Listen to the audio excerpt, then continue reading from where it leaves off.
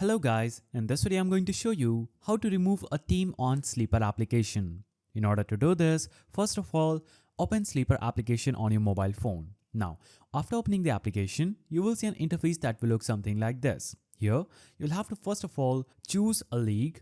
After choosing the league, you'll have to simply click on the settings icon at the top right side of the screen. Now, you'll be in league settings for your league. Here, you will see My Team, General, and a list of options available on this page. Simply navigate to Comish section on this page. Now, when you click on Comish, it is going to take you to this page where you will see an option saying roster and draft picks. So you can force add, drop or switch players etc. by navigating here, and it is going to take you to this page. Here, you'll have to basically select the team and choose switch players with another roster. Select this option and you will be navigated to this page where you'll have to select the team that you want to remove. Now click on continue. After you do this, you'll have to search for the players that you want to remove, add that player's name, click on continue, and that team will be edited as rosters and removed from your team on Sleeper application. So